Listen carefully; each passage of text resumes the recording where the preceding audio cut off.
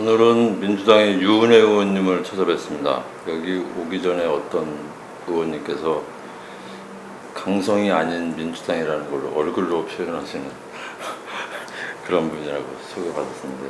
강성이 아닌 민주당이요? 네, 그래서 너무 이렇게 뭐라 그럴까. 전투적이지 않다고?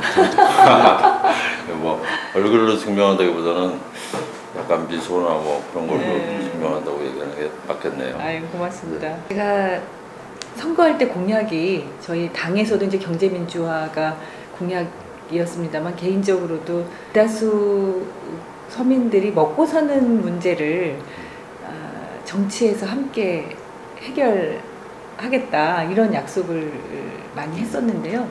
실제로 정치가 내 삶을 바꿀 수 있구나, 나와 정치는 이렇게 가깝구나, 바로 내 문제구나, 정치에서 국회에서 뭔가 법을 만들고 제도를 만들고 정책을 만든다는 게 나와 무관한 것이 아니라 내 삶을 바꾸는 일이구나, 이런 것을 을지로위원회 활동을 통해서 보여줄 수 있어서 굉장히 기뻤고요.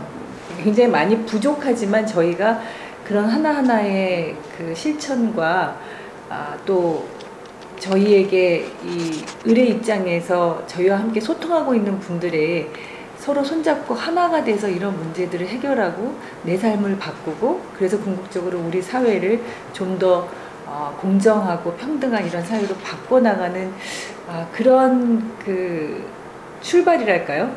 그런 의미를 많이 느끼게 돼서 참 보람 있는 일이라고 생각합니다. 저희가 책임의원을 정할 때 주로 이제 그 관련 상임위 의원들을 이제 책임의원으로 정하거든요.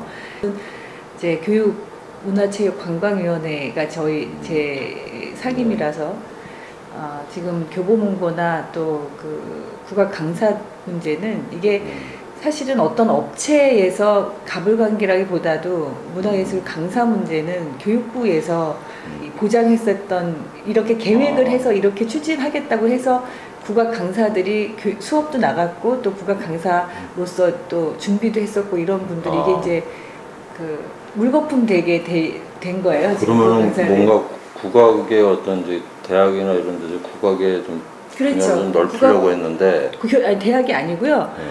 초등학교 주로 이제 그 문화예술 수업, 국악 수업을 학교에 교사로서 가서 하는 겁니다. 주로 이제 이게 방과후 수업에서 아이들에게 국악 수업을 하거나 음악 수업 중에 국악 수업을 해가지고 그 부분을 전문 국악 강사가 가서 아이들이랑 국악 수업을 했던 거죠. 그래서 그 국악 수업을 넓히고 교사를 확대하기로 한 것이 축소되고 있었던 것도 폐지되고 이러면서 이제 신분 보장이 안 되고 애초에 정부를 믿고 이렇게 국악 강사로서 준비하고 계획했었던 일들이 이분들이 다 교사로서 일을 못하게 되는 그런 상황이 돼버려서 아이들, 특히 이제 초등학교 학생들의 문화예술 교육, 문화예술 수업을 각 분야마다 문화예술 교육의 전문 강사들을 양성해서 학교 현장에 이제 그런 분들이 나가서 아이들하고 수업도 하고 또 그런 재능도 이렇게 발휘할 수 있도록.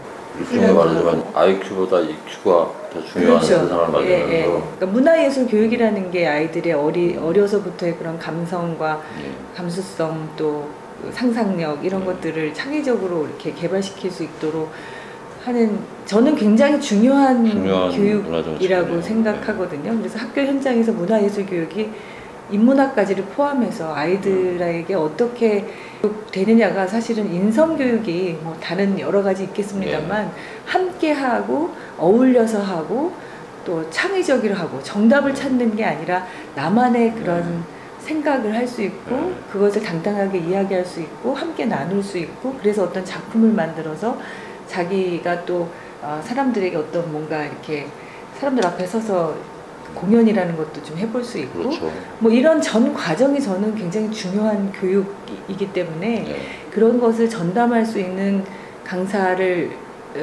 정부에서 책임 있게 육성해서 학교 현장에 파견하고 그 직업을 안정적으로 신분을 보장해주고 이런 게 이제 필요하다고 보고 이런 방향으로 이제 이렇게 해야 되는데 그게 중간에 약간 브레이크가 걸린 거죠.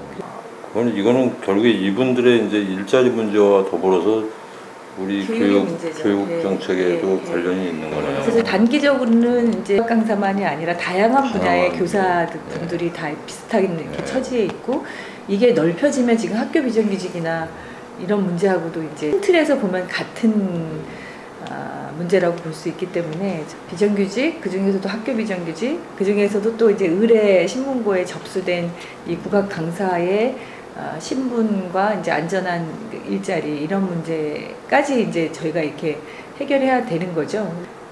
얼마 전에 며칠 전에 저희 갔다 왔었던 국순당 네. 그게 이제 책임위원이 우원식 의원으로 되었는데 우원식 의원이 워낙 이제 이 일들이 이렇게 많고 해서 제가 그걸 조금 같이 하기로 했어요. 국순당 그날 갔다 와서 보니까 이게 조금 더 많은 의원들이 필요할 것 같더라고요. 국순당 회장님이 만만치가 않은 분이에요. 예. 원래. 그리고 이제 책임의원이 아니더라도 뭐 보셔서 아시겠지만 저희가 뭐 의지로 활동을 하는 데는 상관없이 다 이제 그 참여를 해야 되니까. 거의 뭐 새벽 2시에 대리기사 이거 헌정사상 최초 거야. 국회의원들 몇 명이나 나오나 한번 가서 봐야지. 예. 근데 마침 거기 뭐 운수미 의원하고 유은 의원 모신 거 보고 또 새벽까지 술도 드셨다고 그러대요. 그 사람 새벽까지는 아니고요. 그날 끝나고 저희 새벽이죠. 이미 그때가 이미 새벽에 새벽이었잖아요. 2시인데 만날 때가. 맞아요. 그래서 그날 보통 분들이 아니야. 그날이었죠. 네. 우리 그래서 끝나고 그 같이 오셨던 의원들이랑 이제 이거 어떻게 할 건지 네. 정리도 하고 하려고 그 문연 호프집에 가가지고 한 1시간도 채 안 있었던 것 같은데 이제 그래서 그거는 저희가 은수미 의원이 책임 의원이기 때문에 그날도 김기식 의원이랑 그것도 공정위 문제거든요. 네. 공정위에 가서 이제 저기를 해야 되는 문제라서 얘기하고 근데 집에 들어가니까 이제 날이 호원이 밝더라고요. 부군께서 네. 늦게 오셔도 아니 이제 미리 이야기를 하죠. 무슨 일이 있어서 내가 몇 시에 들어가노라. 근데 그날은 그렇게 새벽에 들어가니까 아니 지금 몇 시인데 인디 오냐고 별로 안 좋아하더라고요. 신문고 센터장도 맡으시고 계셨던데 네. 그러게 그러면 모든 그 뭔가 그 을들의 뭐 외침들 이런 것들이 사실은 폭로잖아요. 게이트를 딱 이렇게 딱 네. 담당하시는 분이라고 보시는데 근데 저는 이제 국민들의 의식을 탓할 문제는 아니라고 생각하고요. 우리가 이제 97년 IMF를 겪고 또 2007년, 8년 그때 이제 금융위기를 겪고 이러면서 급속도로 신자유주의적인 시장경제 체제에 아주 급속한 변화들이 있었죠. 한 10여 년 이상, 한 20여 년 가까이 그렇게 환경 변화가 이제 우리의 그러니까 경제 구조 시스템 자체가 이제 경쟁 만능, 막 하여튼 이제 시장 만능 막 이런 식으로 양극화가 심해지고 불평등이 그만큼 커지고 한 거잖아요. 네. 저는 지금 이렇게 이제 을들의 문제가 과거에 이런 문제가 없어서가 아니라 그 전에도 이렇게 불공정하고 이렇게 부당한 거래들이 없었던 건 아닌데 네. 이게 급격하게 이제 불평등이 심해지고 양극화가 막 더 격차가 커지고 하면서 벼랑 끝에 몰린 사람들이 그만큼 많은 거 아닌가? 저는 이제 활동을 하면서 그런 생각을 하게 됐어요. 어쨌든 그런 불공정 거래를 신고하거나 뭐 개선하려고 하는 그런 창구들도 있었고 하여튼 노력들도 부분적으로 많이 해왔다고 보는데 그런 게 지금 저희가 을지로위원회 열면서 더 이상 물러설 수 없는 궁지에 몰린 분들이 이제 마지막에 이 하나의 끈이라도 잡고 이거라도 해결하지 않으면 정말 힘들겠다. 후에 그런 뭐랄까요 그런 처지에서 오시는 분들이 굉장히 많았던 것 같아요. 다시 질문으로 돌아가면 여러 을들이 처해 있는 상황들이 뭐 구체적인 내용들은 조금씩 다를 수 있습니다만 거의 그 일맥상통하는 부분들이 있잖아요. 불공정이라는 거 그리고 기업이나 어쨌든 슈퍼갑들의 논리에 의해서 그것을 감내해 왔었다는 거. 근데 이것을 실제로 이렇게 하나하나 바꾸면서 이 사회 전체적인 경제 구조에서도 그렇게 공정한 시스템으로 바꿔가는 거. 경쟁 구조에서는 다 사람들이 개별화되고 객체화되잖아요. 나 혼자 경쟁에서 이겨야 되는 그런 거인 것 같고. 그렇죠. 그런데 을지로위원회를 하다 보니까 그 각각의 을들이 나 혼자만인 줄 알았던 사람들이 이게 나 혼자가 아니구나. 우리 사회 구조가 이렇게 슈퍼갑과 슈퍼을의 이런 문제를 구조적으로 잉태하고 있어서 그 기반 하에서 경제 구조가 돌아왔었던 것이구나. 그러면 내 문제를 해결하는 거는 곧 많은 다수의 을들의 문제를 함께 해결하는 길이고, 그래서 저는 남양유업의 사례가 매우 중요하다고 생각했거든요. 첫 사례였고 그게 네. 그렇게 해결되는 것을 보고 다른 분들도 또 용기와 희망을 갖게 되고, 그래서 각 사업장 단위에서의 그 공정거래를 뿌리내리고 을들의 그 지금까지의 이런 감내했어야 되는 억울함 이런 것들을 없애는 게 실제로는 각 사업장 하나하나의 단위 사업장의 문제가 아니라 전체 을들의 연대감 그리고 공동의 문제를 해결함으로써 우리 사회의 그 경제 시스템 이런 것들을 바꾸는 동력이 될 거라고 생각하고요. 쭉 말씀하신 거 보면 뭐 에피소드 웬만한 건 다 말씀하신 것 같아요. 희망도 좀 보신 것 같고. 국회가 이제 법을 만드는 곳인데 예. 저희가 당장 6월 국회에서 몇 가지 그 법을 통과시키기도 굉장히 어려웠거든요. 예. 이제 가맹사업법도 그거 통과되고 나서 그 관련된 분들이 굉장히 좋아하셨잖아요. 사실은 예. 조금 이제 저희 입장에서는 뭐 좀 불충분한 부분이 있다고 생각은 했지만 어쨌든 그것을 고치는 것만으로도 지금 예. 있는 이 문제는 좀 해결할 수 있는 것들이었기 때문에 박근혜 대통령이 후보 시절에 이제 경제민주화 공약을 했었고 그리고 국회에서는 그것을 법과 제도로 이제 만들어서 뒷받침을 해야 되는데 저희가 당장 뭐 아까 국악 강사 얘기도 했습니다만 학교 비정규직 문제를 해결하기 위해서 교육 공무집법을 그 발의를 했는데 그거가 논의조차도 저희 상임위에서는 지금 안 되고 있어요. 아시다시피 새누리당에서는 지금 경제 민주화 공약을 잊어버린 것 같아요. 아니면 이제 포기하거나 대선 때 경제 민주화 계속 얘기했던 게 불과 6개월도 되기 전에 이제 거의 뭐 경제 활성화 이렇게 돌아섰고 저희가 요새 이번에 그 증세이 얘기에서도 가장 심각하게 문제라고 생각했던 거는 부자 감세를 처리하지 않은 거예요. 그러니까 대기업 슈퍼갑인 재벌, 고소득 자영업자 이런 사람들에게는 세금 혜택은 이명박 정부 때 감세한 거 그대로 두는 것이거든요. 네. 그러면 불평등이나 이런 양극화를 해소하는 길이 아니고 오히려 그것을 더 악화시키는 것이고 그래서 국회에서는 사실 이 법을 만들고 제도로서 그 불평등을 공정한 거래 또 공정한 관계 이런 식으로 바꿀 수 있는 제도적 뒷받침을 해야 되는 게 국회인데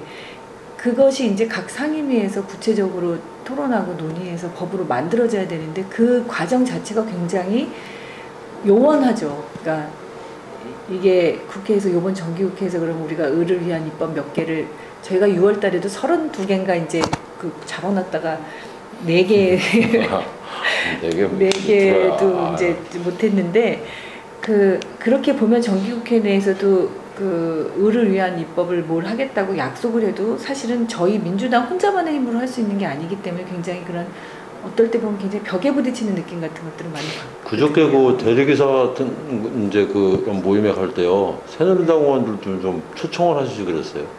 저희가 초청하면 뭐 오실지는 잘 아니 모르겠습니다. 뭐 오거나 말거나 일단 초청을 해가지고 와서 좀 들어봐라 좀 제발. 그러니까 네. 을지로위원회가 저는 그런 좀 이제 좀 발상도 필요하다. 그런 현장에서 한번 이렇게 얘기를 들음으로써 공감대를 만들어내는. 그래서 그게 이제 작지만 혁명적이라고 제가 얘기하는 건 이런 당과 당이 뭔가 정치적으로 굉장히 대립되고 이런 상황이지만 또 을지로위원회 활동을 통해서 대리기사 문제라든가 뭔가 이거 정말 들어보면 황당한 얘기를 같이 들어보는 모습. 그걸 저는 이제 일반 시민으로서는 굉장히 보고 싶은 모습이에요, 정치에서.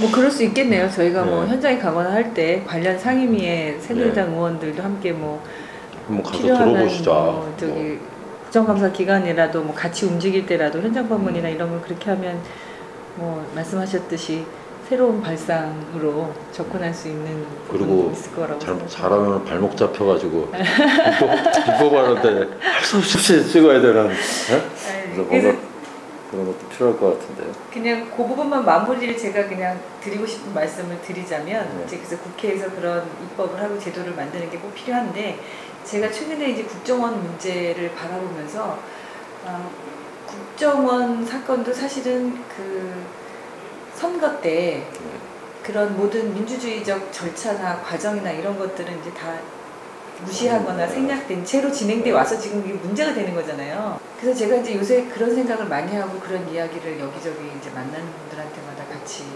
공유하고 있는데, 민주주의가 곧 민생이다.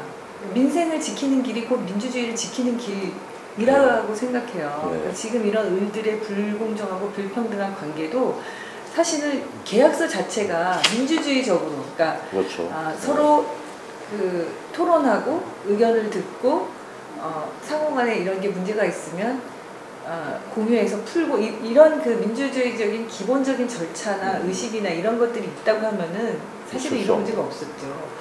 우리가 지금 계속 을지로위원회에서 하고 있는 이 을들의 억울함이나 이런 것의 문제의 원인도 실제로는 우리 사회가 민주적 친민의식, 민주적 절차, 제도화 이런 게 제대로 다 안 돼 있기 때문이고, 그래서 어느 한편은 힘으로, 권력으로, 돈으로, 그 자본으로 사람을 억누르고 그거를 당연한 것처럼 자신들의 권리인 것처럼 생각하고, 또 을들의 입장에서는 약자고 가진 게 없고 늘 뭔가 그 두렵고 대항할 수단이 없고 하니까 그것을 감내해야만 내가 살아갈 수 있을 거고, 이런 구조잖아요. 그러니까 이거를 깨는 게 사실은 민주주의를 회복하는 길이고, 정치적 민주주의라는 게 따로 있는 게 아니라 인생을 지키고 살리는 게 우리나라의 민주주의를 바로 세우는 길이다. 그렇게 해보시니까 이제 국정원 대선 개입이나 경찰이 또 은폐해주고 뭐 이런 모든 문제들이 정치적 민주주의의 퇴보라고 한다면, 이제 사실은 그 민주주의가 미래의 문제다. 그게 민생의 문제고, 이렇게 그렇죠. 해석하면 되는 거네요. 저희가 이제 의장님 돌아가셨을 때 민주주의자 김근태라고 반대 없이 그렇게 이제 저희가 의장님을 호칭하게 됐는데요. 금방 말씀드렸던 것처럼 민주주의자 김근태는 단순히 고문을 받고 민주화 운동을 했기 때문에 민주주의자 김근태가 아니라 그것을 포함해서, 그러니까 정치적 민주화 운동을 했던 그 역할과 상징을 포함해서 따뜻한 시장 경제라고 이제 의장님 말씀하셨었는데, 그것이 이제 최근에 경제 민주화로 그렇게 지금 개념화된 거고요. 그리고 한반도 평화라고 하는 이 세 가지의 가치를 정치를 통해서 실현하고자 했던 분이고, 저는 이제 그분과 함께 정치를 시작했고 정치를 배운 입장에서 그 세 가지 가치는 제가 정치하는 동력이고 이유이고 또 포기할 수 없는 저의 꿈이죠. 의장님은 지금 뭐 저희 곁에 계시진 않지만 그분이 제도정치권에 들어와서 정치를 통해서 만들고자 했었던 우리 사회의 비전, 꿈, 희망 이런 거는 뭐 저를 포함해서 의장님과 함께 그 뜻과 정신을 계승하려고 하는 많은 정치인들이 공유하고 있다고 생각하고요. 의장님이 늘 따뜻한 시장경제를 이야기하면서 우리 사회에 소외된 사람이 없었으면 좋겠다 이런 말씀 많이 하셨거든요. 그 사회적 약자에 대한 그 끊임없는 정책적 대안들을 만들고자 했었고, 그것에 이제 지금 현재 민주당식 표현이 이제 을지로위원회로 활동으로 나타나는 게 아닌가 싶고요.